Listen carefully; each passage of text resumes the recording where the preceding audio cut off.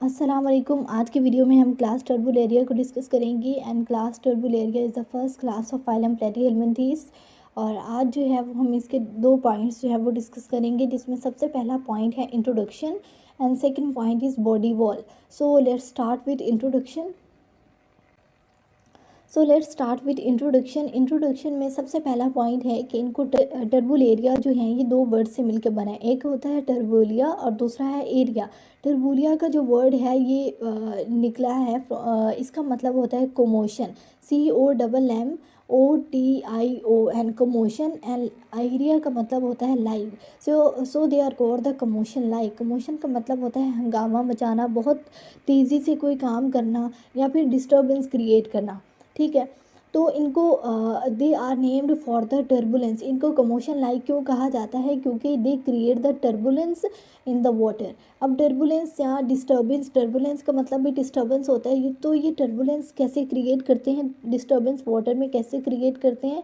ये अपने सीलिया जो है इनकी बॉडी पे मौजूद होते हैं, लाइक स्ट्रक्चर्स होते हैं, तो उनको बीट करते हैं वाटर में, मतलब वाटर करंट्स पैदा होते हैं। और उस तरह मतलब जब वाटर में ये लोकोमोशन करते हैं, मूवमेंट करते हैं, तो क्या करते हैं कि अपने सीरिया से को बीट करते हैं, बीट करते हुए मोशन करते हैं। तो इस तरह से वाटर में एक डिस्टर्बेंस क्रिएट होती है, तो एक टर्बुलेंस क्रिएट होती है। तो क्योंकि ये टर्बुलेंस वाटर में क्रिएट करते हैं, that is why they are called the टर्बुलेरियंस।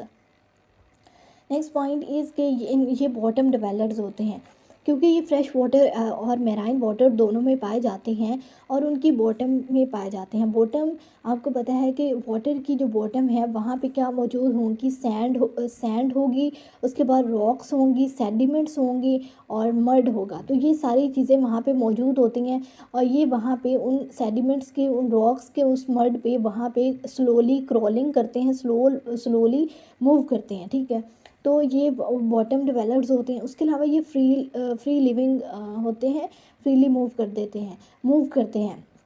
और ये एक ऐसी क्लास है जिसमें जितने भी एनिमल्स आते हैं वो नॉन पैरासाइटिक होते हैं। जितने भी मेंबर्स हैं, एनिमल्स हैं, वो सारे के सारे नॉन पैरासाइटिक हैं, किसी भी ह्यूमन को या एनिमल को हार्म नहीं करते।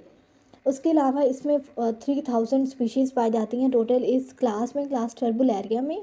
ये जो है ये प्रीडेटर्स होते हैं, उसके अलावा स्कैवेंजर्स होते हैं। आपको पता है प्रीडेटर्स जो कि हंट करते हैं, प्रे करते हैं बाकी एनिमल्स को, उनको प्रीडेटर्स कहते हैं। और स्कैवेंजर्स जो कि डेड एनिमल्स को ईट करते हैं, उनको प्रे करते हैं, उनको खाते हैं, तो उनको कहते हैं स्कैवेंजर्स। तो दोनों जो कैरेक्टरिस्टिक्स हैं, प्रीडेटर्स एंड स्कैवेंजर्स, ये दोनों इनमें पाए जाते हैं। उसके अलावा इनमें, क्योंकि हमने पहले बात की कि ये बॉटम डिवेलप्ड होते हैं वाटर में, ठीक है, वाटर मैराइन और फ्रेश वाटर दोनों में पाए जाते हैं। उसके अलावा ये टेरेस्ट्रियल इन्वायरमेंट में भी पाए जाते हैं। टेरेस्ट्रियल स्पीशीज़ भी इसके कुछ होते हैं जो कि ह्यूमन ट्रॉपिक्स ऐसी जगह पे रहते हैं जहाँ पे टेम्परेचर बहुत ज़्यादा हाई होता है, यहाँ पे ह्यूमिडिटी होती है, मॉइस्चर कंटेंट होता है, तो वहाँ पे भी पाए जाते हैं। जैसे कि आप डायग्राम में देख सकते हैं कि ये दो स्पीशीज़ जो हैं ये टेरेस्ट्रियल इन्वायरमेंट में रहती हैं। उसके अलावा ये जो हैं ये लेस दैन 1 सेंटीमीटर इनकी लॉन्ग होती हैं, लेकिन जो टेरेस्ट्रियल स्पीशीज़ होती हैं इनकी लेंथ जो है वो ज़्यादा होती है, 60 सेंटीमीटर तक इनकी लेंथ होती है। उसके अलावा अगर हम इनके कलर की बात करें तो आपको मोस्टली जो है इनका कलर जो है वो ब्लैक, ब्राउन और ग्रे शेड्स में नज़र आएगा, लेकिन कुछ ब्राइटली कलर्ड भी होते हैं, जैसे कि आपको डायग्राम में नज़र आ रही हैं। अब नेक्स्ट जो है वो बात करते हैं इनकी बॉडी वॉल की। बॉडी वॉल जो है इनमें बॉडी वॉल की बात करें तो अब नेक्स्ट बात करते हैं इनकी बॉडी वॉल की। Ectodermal derivatives include an epidermis. आपको पता है कि 3 जर्म लेयर्स प्रेजेंट होती हैं, इनमें ट्रिप्लोप्लास्टिक हैं ये, तो इनकी बॉडी ड्राइव की हुई है फ्रॉम द 3 जर्म लेयर्स। एक को कहते हैं हम एक्टोडर्म, दूसरे को हम कहते हैं मेसोडर्म एंड थर्ड को हम कहते हैं एंडोडर्म। आपको पता है कि ये एक्टोडर्म जो होती है ये आउटर जर्म लेयर होती है, मेसोडर्म ये सेंटर में मौजूद होती है, और एंडोडर्म जो होती है ये यहाँ पे मौजूद होती है, that give rise to gut gastrointestinal tract. तो यहाँ पे एक्टोडर्म की अगर हम बात करें तो इनके केस में जो है वो एक्टोडर्म क्या करती है, ectoderm give rise to epidermis, जो कि आउटर लेयर है, जो कि इन्वायरमेंट को फेस करती है लेयर एपिडर्मिस, उसको वो बनाती है एक्टोडर्म जो जर्म लेयर है वो एपिडर्मिस बनाती है आउटर लेयर। उसके अलावा ये जो इस एपिडर्मिस है इसमें कुछ सिलिएटेड सेल्स मौजूद होते हैं और कुछ में माइक्रोविल्लाई मौजूद होते हैं।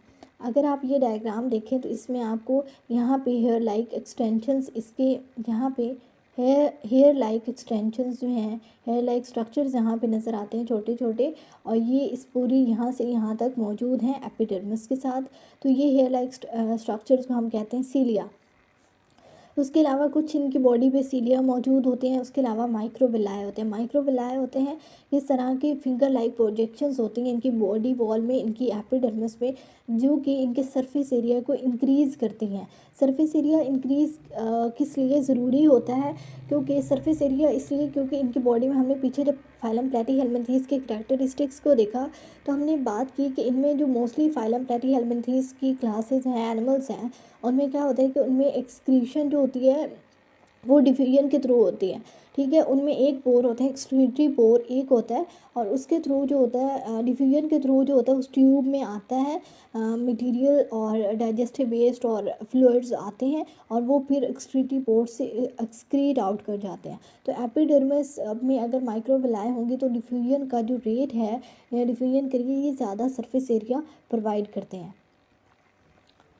उसके अलावा बेसमेंट मेम्ब्रेन मौजूद होती है।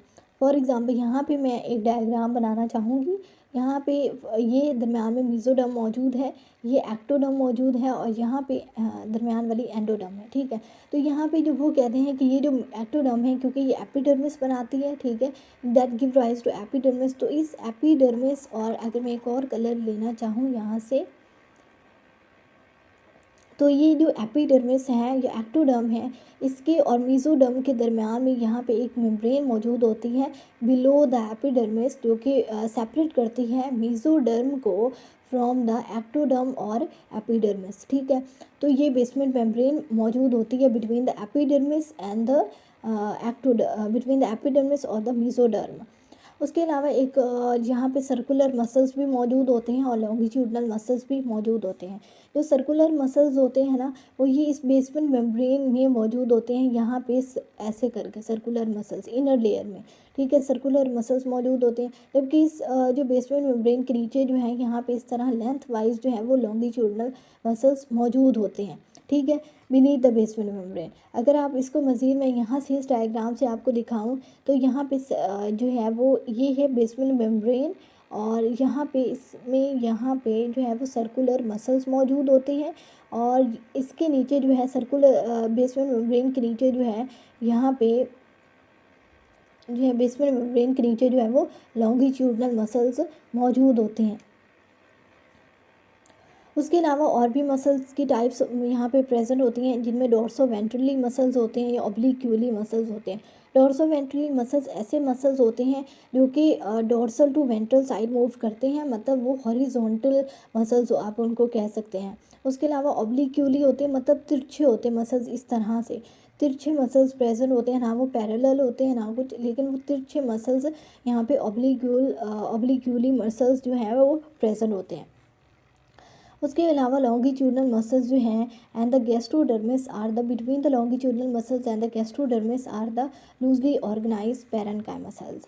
अब ये जो एंडोडर्म है that give rise to gastrodermis. ठीक है, अब ये गैस्ट्रोडर्मिस और ये जो इस बेसमेंट मेम्ब्रेन की हमने बात की, या हमने यहाँ बेसमेंट मेम्ब्रेन के नीचे लॉन्गिट्यूडनल मसल्स होते हैं, तो इस लॉन्गिट्यूडनल मसल्स और इस गैस्ट्रोडर्मिस के दरमियान में यहाँ पे मीज़ोडर्म में इस तरह के स्मॉल सेल्स मौजूद होती हैं, जिनको हम पैरेन्काइमा सेल्स कहते हैं, या पैरेन्काइमा टिश्यूज़ कहते हैं। जैसे कि आप इस डायग्राम में देखें, इसको पैरेन्काइमा क्या होते हैं, इनको हमने डिटेल में पिछली वीडियो में डिस्कस कर लिया था। पैरेन्काइमा को वैसे ऑर्गन्स पैरेन्काइमा क्या होते हैं, या फिर पैरेन्काइमा एंड फ्लैटवर्म्स क्या होते हैं, लेकिन मैं रिपीट कर देती हूँ पैरेन्काइमा एंड फ्लैटवर्म्स को, कि यहाँ पे आपको स्मॉल सेल्स और टिश्यूज़ नज़र आते हैं इन द मीज़ोडर्म और फ्लैटवर्म्स, क्योंकि ये एसिलोमेट होते हैं, इनमें बॉडी कैविटी नहीं होती, तो मीज़ोडर्म में जो है वो पैरेन्काइमा मौजूद होते हैं। अब ये पैरेन्काइमा डिफरेंट टिश्यूज़ के साथ, डिफरेंट ऑर्गन्स के साथ इंटरेक्ट करते हैं और डिफरेंट फंक्शंस परफॉर्म करते हैं बॉडी में, that varies from species to species, जो फंक्शन ये परफॉर्म करेंगे। तो ये डिफरेंट फंक्शंस परफॉर्म करते हैं। फॉर एग्जांपल स्ट्रक्चरल हो सकते हैं फंक्शंस, उसके अलावा जो है मॉर्फोजेनेसिस है, उसके रिप्रोडक्शन है, डेवलपमेंट है, तो ट्रांसपोर्ट है, तो इस तरह के बहुत से फंक्शंस ये परफॉर्म करते हैं पैरेन्काइमा। ठीक है, हम नेक्स्ट बात करते हैं गैस्ट्रोडर्मिस के बारे में। जैसे कि मैंने पहले आप लोगों को बताया कि गैस्ट्रोडर्मिस क्या होती है, ये इनर लेयर होती है जो एंडोडर्म है, जर्म लेयर है, that give rise to gastrodermis. तो gastrodermis is the inner layer which is present which is innermost tissue layer, so it is called the gastrodermis। अब गैस्ट्रोडर्मिस जो होती है it is a single layer of cells, ठीक है, ये single layer of sales है जो कि डाइजेस्टिव कैविटी को बनाती है, उसको लाइन करती है, कंप्राइज उस पर करती है। अगर आप देखें तो एंडोडर्म जो है, यहाँ पे अगर आप देखें तो यहाँ पे ये जो दरमियान में मौजूद है ये है एंडोडर्म, और ये एंडोडर्म जो है that give rise to gastrodermis. और ये जो है ये डाइजेस्टिव कैविटी, इंटेस्टाइनल कैविटी या फिर गैस्ट्रो इंटेस्टाइनल ट्रैक्ट को बनाती है। तो दैट दो एंडोडर्म जो है germ layer, third germ layer जो है ये गैस्ट्रो इंटेस्टाइनल ट्रैक्ट या फिर डाइजेस्टिव ट्रैक्ट, डाइजेस्टिव सिस्टम को बनाती है। It give rise to digestive system. इस डाइजेस्टिव सिस्टम में बहुत से डाइजेस्टिव कैविटी में बहुत से एंजाइम्स मौजूद होते हैं जो कि डाइजेशन में हेल्प करते हैं। अब नेक्स्ट जो है वो हमारे पास जो कुछ ग्लैंडुलर सेल्स की बात करेंगे हम।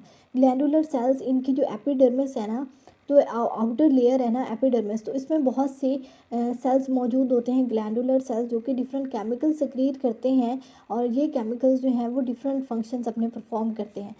सबसे पहले हम बात कर लेते हैं वो हैं रेबिडाइट्स। और ये रेबिडाइट्स ग्लैंडुलर सेल्स जो हैं ये रॉड की तरह होते हैं, रॉड लाइक सेल्स होते हैं जो कि स्वेल करते हैं, स्वेल करने के बाद प्रोटेक्टिव म्यूकस शीट सेक्रीट करते हैं।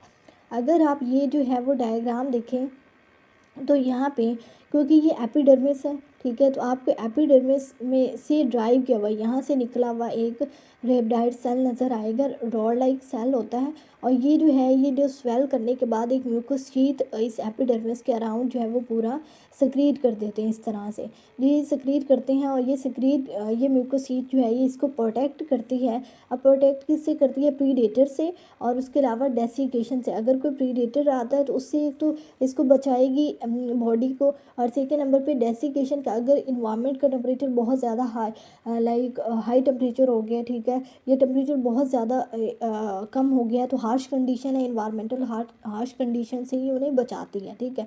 तो ये जो रेबिडाइट्स हैं ये इनका फंक्शन ये होता है, बेसिकली इसका फंक्शन प्रोटेक्शन होता है ऑफ एनिमल्स। उसके अलावा सेकेंड नंबर पे आ जाते हैं एडेसिव ग्लैंड्स। एडेसिव ग्लैंड्स जो हैं ये भी एपिथेलियल ही होते हैं, लाइक एपिडर्मिस से ही ओरिजिनेट करते हैं। और ये जो है ये ऐसे केमिकल्स सेक्रीट करते हैं, ऐसे केमिकल्स प्रोड्यूस करते हैं जो कि टर्बुलेरियंस को सबस्ट्रेट के साथ अटैच करते हैं। हमने पहले बात की कि जो टर्बुलेरियंस होते हैं ना ये डिफरेंट सबस्ट्रेट के साथ अटैच करते हैं, जैसे कि उनकी फ्रेश वाटर या मेराइन वाटर के जो है बेस पे मौजूद होते हैं। तो ये डिफरेंट रॉक्स हैं, मड है, सेडिमेंट्स हैं। और अगर हम टेरेस्ट्रियल इन्वायरमेंट की बात करें तो वहाँ पे लीफ है, सोइल है, तो उनके रॉक्स हैं, सेडिमेंट्स हैं, उनके साथ अटैच हो जाते हैं। तो अटैच करने के लिए क्या होते हैं, वहाँ पे अटैचमेंट के लिए केमिकल सेक्रीट करते हैं एडेसिव ग्लैंड्स, जो कि which are present in their epidermis. तो वो सेक्रीट करते हैं और इस तरह ये अपने सबस्ट्रेट के साथ अटैच हो जाते हैं। अब सबस्ट्रेट के साथ अटैच तो हो गए हैं, फॉर एग्जांपल ये कोई भी इनका सबस्ट्रेट है तो उसके साथ ये ऊपर से अटैच तो हो गए हैं, लेकिन यहाँ पे अब इन्हें कहीं पे मूव करना है, लोकोमोशन करनी है, ठीक है। तो लोकोमोशन के लिए इनका सबस्ट्रेट से सेपरेट होना भी ज़रूरी होगा। तो उसके लिए रिलीज़र ग्लैंड्स होते हैं जो कि यहाँ पे एक ऐसे केमिकल सेक्रीट करते हैं जो कि इनकी जो अटैचमेंट है सबस्ट्रेट के साथ उसको डिज़ोल्व करते हैं, और इस तरह ये फ्रीली मूव कर सकते हैं। उसके अलावा अब दोबारा से मैं सारी चीज़ों को रिपीट कर देती हूँ। अगर मैं इस डायग्राम के थ्रू आपके साथ सारी चीज़ें जो हमने पढ़ी उनको दोबारा से रिपीट कर देती हूँ। इनके अगर बॉडी वॉल को हम रिपीट करें, इनको टर्बुलेरियंस क्यों कहते हैं? क्योंकि इनकी बॉडी पे सीलिया मौजूद होते हैं। सीलिया जो है वो वाटर करंट्स क्रिएट करते हैं, बीटिंग ऑफ सीलिया जो है वाटर करंट्स क्रिएट करती है, तो इससे जो है वो टर्बुलेंस वाटर में डिस्टर्बेंस क्रिएट होती है। तो that is why they are called the turbellarians. उसके अलावा अगर हम इनकी बॉडी वॉल की बात करें तो क्योंकि तीन जर्म लेयर्स पाई जाती हैं इनमें, एक्टोडर्म, एंडोडर्म और मेसोडर्म। तो जो एक्टोडर्म होती है वो एपिडर्मिस बनाती है, एंडोडर्म जो होती है वो इंटेस्टाइनल कैविटी या डाइजेस्टिव कैविटी या गैस्ट्रोडर्मिस बनाती है। उसके अलावा दरमियान में यहाँ पे मेसोडर्म मौजूद होती है। मेसोडर्म जो होती है ये पैरेन्काइमा सेल्स मीजोरम में पेरेन्काइमा सेल्स मौजूद होते हैं जो कि डिफरेंट फंक्शंस परफॉर्म करते हैं, जो कि एनिमल टू एनिमल वेरी करते हैं। उसके अलावा यहाँ पे एपिडर्मिस के नीचे जो है वो बेसमेंट मेम्ब्रेन मौजूद होती है, उसमें सर्कुलर मसल्स मौजूद होते हैं, उसके नीचे लॉन्गिट्यूडनल मसल्स मौजूद होते हैं और उसके नीचे लॉन्गिट्यूडनल मसल्स मौजूद होते हैं। उसके अलावा इनकी बॉडी में सिलिया के अलावा यहाँ पे फिंगर लाइक प्रोजेक्शंस भी मौजूद होती हैं जिनको हम माइक्रोविलाई कहते हैं। उसके अलावा यहाँ पे इनमें ग्लैंडुलर सेल्स इनकी जो है वो एपिडर्मिस उसमें मौजूद होते हैं। उन ग्लैंडुलर सेल्स के डिफरेंट फंक्शंस होते हैं, लाइक अटैचमेंट है, प्रोटेक्शन है, उनको रिलीज़ करवाना है। तो इस तरह के ये सारे फंक्शंस परफॉर्म करते हैं। और लॉन्गिट्यूडनल मसल्स का काम क्या है, लोकोमोशन में, और जो सीलिया है वो भी अपना लोकोमोशन में फंक्शन परफॉर्म करते हैं। तो ये